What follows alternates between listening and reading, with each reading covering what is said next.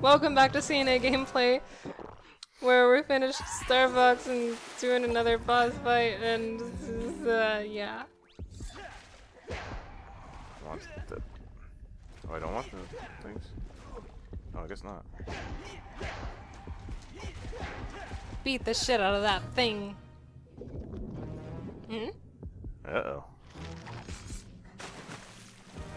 Hey, you got a spellstone. Oh, you're not gonna like what comes next here, Fox.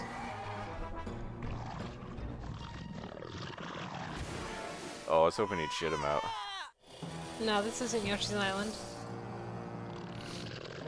Oh, I got a real bad tummy ache.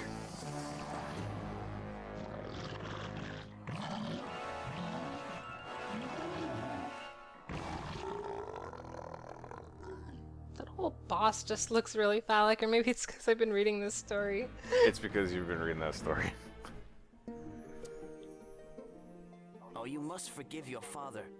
You must work together to lead the Snowhorn tribe against Scales instead of fighting each other. That first sentence, he sounded really British. Because of you, my people Well, shall Rare no is a longer British live as company. That's slaves. why all the NPCs are all Okay, we'll British. see you soon. And leave Yeah. it to the American to come and save them. Get it? 'Cause World War II. Yes.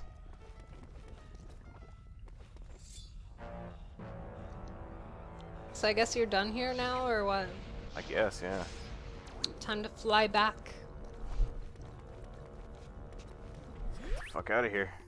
Return to orbit. Actually, I'm gonna check in with Slippy and make sure that's accurate. Hi, Fox. It's Slippy. See? Hope that helps you. I mean, check in with Peppy. Yeah, looks like you gotta go back to Thorntail Hollow. Sweet.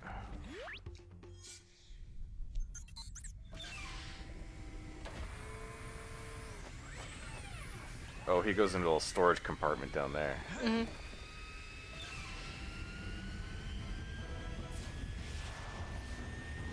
And I really hope he gets vertigo whenever Fox does a barrel roll. I really do. It's just vomit staining the entire interior of the ship. Chicky, you alright? It looks like you had a problem. I don't know, Fox. Force Point Temple. Oh, that's right. Now you have to go to the Warp Stone and go to Krazoa Palace. Mm-hmm. I think, or maybe now you gotta go to the somewhere else. No, that's Do where the I other need, Donkey Kong section. No, that's where I need to go. I need to go to the palace. And I think you gotta go to like the temple, Force Point, something. Yeah, that's what I just said. That's not Krazoa Palace. Oh, it's not the same thing? Nope. Oh, I can boost. You go to Krazoa Palace afterwards. Oh, okay. You're basically taking a really roundabout way to go back to Krazoa Palace. Is there a reason I can't just go the regular way to Krazoa Palace? Because you need to actually get the spirit. Oh, okay. You just I got just the assumed. stone. I assumed that the spirit was in the stone or something. Might be, I don't know, I don't remember, I don't know what's going on. I'm not paying attention, I'm reading this stupid story. I have so many gold rings. Anyway. Anyway. Chapter 6, The Beginning of the End. The morning of April 15th, very calm, an eerie calm, like the calm before a big battle. There was just an unsettling feeling in the air, lingering about, waiting to infect the boiling rush of adrenaline whoever fell prey to it. Today, the prey is certain long-haired girl who is willing to let it be a controlled infection. She snapped the wrist of her black leather fingerless gloves, making sure they were nice and tight. Clad in nothing more than a pink top and short skirt, she figured she'd be ready to go. Oh, Okay, hold on, I want to read stop this. crying. Let's see what's going See on. what I can do. Don't forget about the spellstone, Fox. Force Point Temple. Yeah. Force Point Temple. Let's play. Yeah, I don't know how to get there. remember how old I am, Fox. Read the sign. Sign. That sign? Yeah. This way to Cape Claw. No, but that's a cool area. Yeah, I don't know where to go. Let's just wander. Making sure they were nice and tight, clad in nothing more than a pink top and short skirt. She figured she'd be ready to go. She grabbed her bag of goodies and headed into the large 70-story building. As she stepped in, she was stopped by a guard. Do you have an appointment? If not, you must leave. Yes, I was called here by a Mr. Fox. Palace until you have collected a Krazoa spirit. Told you. I think the way you get to the Force Point Temple is through like the snow waste area. Really? I think so. I don't know. Hi, Fox. World map downloading. Maybe go talk to Tricky's mom. I hope my Someone will tell you. Oh, never mind. Oh, blow that up. I should go. Or not. I'll go back there in a minute. But yeah, I would go talk to Chicky's mom. Alright. Find where you gotta go. I was called here by a Mr. Fox. Name? Higurashi. He checked his clipboard and with a disappointed smirk waved her through. She made her way to the elevator where she ran into a strange group of people.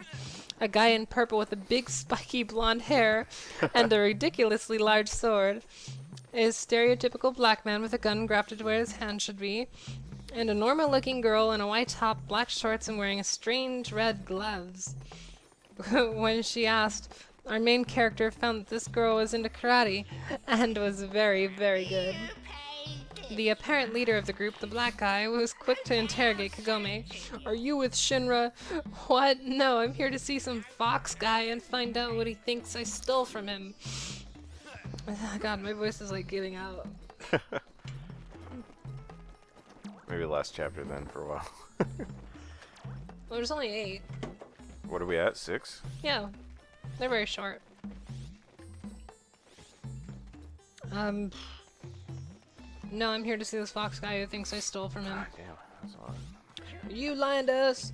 He raised his gun to Kagome's face and she just froze. The karate girl jumped in and calmed her friend down. She then turned to Kagome. I'm so sorry about Barrett. He's a bit aggressive towards people he doesn't know. My name's Tifa. What's yours? Kagome. Tifa just smiled and introduced her group as Avalanche, a group set out to destroy Shinra and save the planet. They asked if Kagome wanted to join them in their mission, which was to kill the Shinra president. The elevator stopped. The light in the elevator went off.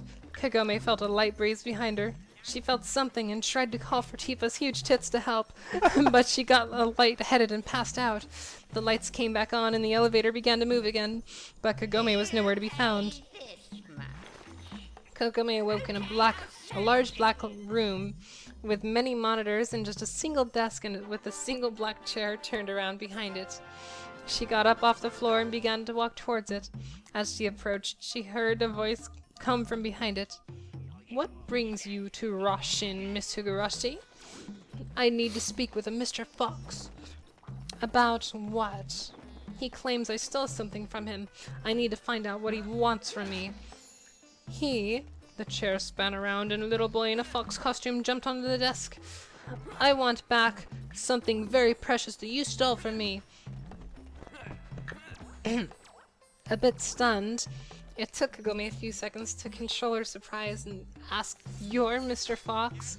What did I steal from you? I've never seen you before in my life, kid. You stole... He suddenly got very emotional. My heart.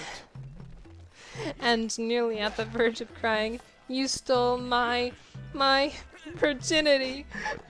He started to bawl. Kagome nearly fell over from such a ridiculous concept and simply got annoyed and turned around to leave.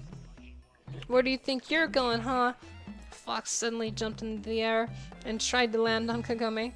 She quickly turned and slid her hand up her skirt, Despite temptation, she decided that it wasn't the time for fun and pulled out her trusty PPK from her thigh holster and fired 2 shots at Fox. One pierced his right shoulder, and the other took off his right ear. Because of his size, the sheer force of the shots launched him backwards and onto the floor. I didn't take your virginity, kid. You're not even old enough to get an erection. Kagome put the gun away and began to walk to the whimpering boy, clutching his shoulder in pain. His snot-nosed, teary-eyed, ugly-ass mug glared at her as if to tempt her.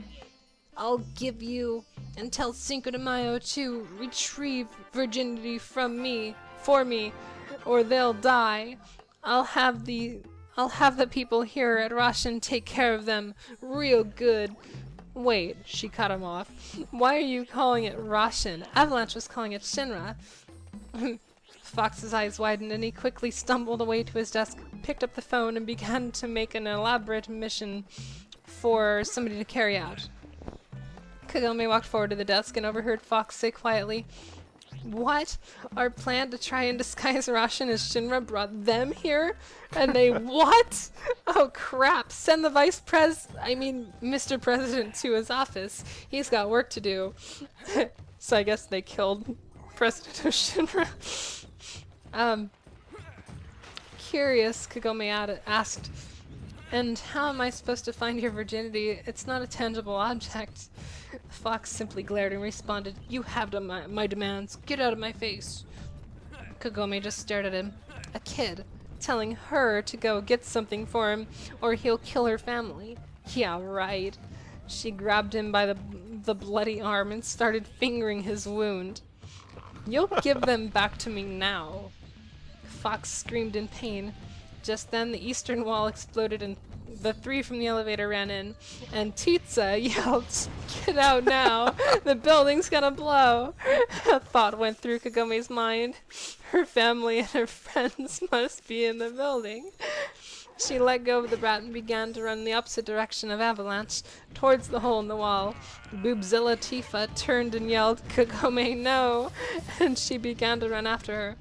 Tifa grabbed Kagome right on the breasts and stopped and said, "Wow, yours aren't all hard like mine. Yours are natural, huh? Mine are made of materia." But we'll talk about this later. Now we have to go. Red in the face, Kagome explained she had to look, but Tifa said there was no time. She pulled Kagome to the other side of the room. Kagome was now in tears at the thought of losing her family and screamed out her father's name just as she heard a low rumble. She saw a flame coming in slow motion towards them. Then a sudden force of wind pushed the entire group out the window of this tall floor. The explosion was causing the building to collapse, and Kagome screamed as she fell and lost Tifa's grip. All that was going through her mind was, "Oh god, oh god, oh god, oh god, I'm gonna die," as she fell from a mile above. Tifa and her pals all pulled on strings attached to her shorts, and her massively oversized breasts inflated to massive proportions and allowed her party to float gently down. Kagome wasn't so lucky. The second Tifa's tits got huge, Kagome lost sight of them. In the darkness of the night, she could only feel that she was going faster and faster in the invisible surface below, with no clue how much further she was to her imminent death. She began to panic, with tears in her eyes, but then she became calm, closed her eyes, and began a Buddhist prayer as she fell into the darkness. The end of chapter 6. Shit is getting serious in this. I know, right?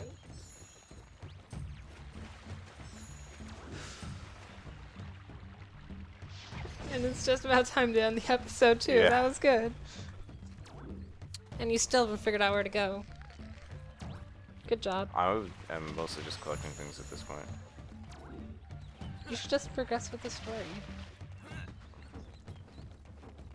Maxed out the money again, bought a bunch of shit. You don't have to go this way. Oh yeah, that's right. Go talk to Tricky's mom Where's Tricky's mom? in the cave thing right in front of you. Oh, still? Yeah. So next time we will do chapter 7. Oh, I thought we already ended. Nope, we're still going. Next time we do chapter 7, and we might actually do some progress in Thorntail Hollow. So see you then.